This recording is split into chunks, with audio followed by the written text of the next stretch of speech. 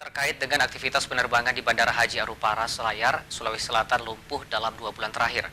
Hal itu akibat dari mahalnya biaya tambahan yang harus dikeluarkan penumpang selama pemberlakuan PPKM.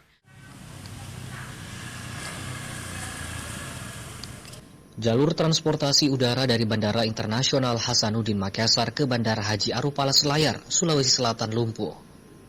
Tidak ada lagi maskapai penerbangan yang melayani rute domestik ini sejak 2 bulan terakhir. Kondisi itu berlangsung bersamaan dengan pemberlakuan persyaratan bagi pengguna jasa transportasi udara di tengah pandemi COVID-19 selama PPKM berlangsung.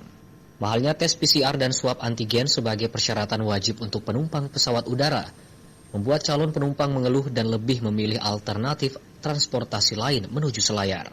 PCR ini yang menjadi salah satu syarat untuk melakukan penerbangan.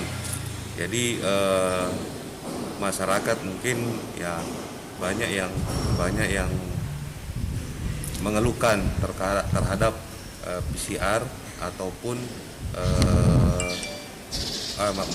PCR ataupun dengan harga tiket yang ada.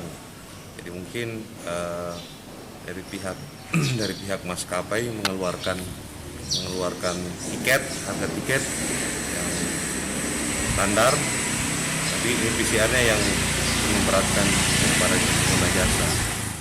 Meski tidak ada penerbangan, aktivitas perkantoran di Bandara Haji Arupara Selayar tetap berjalan normal. Sementara, pihak bandara mengaku belum menerima jadwal pasti dari pihak maskapai mengenai kapan rute dari Bandara Internasional Hasanuddin Makassar ke Bandara Selayar beroperasi kembali. Dari Kabupaten Selayar, Wahyu Saputra, Selebes TV.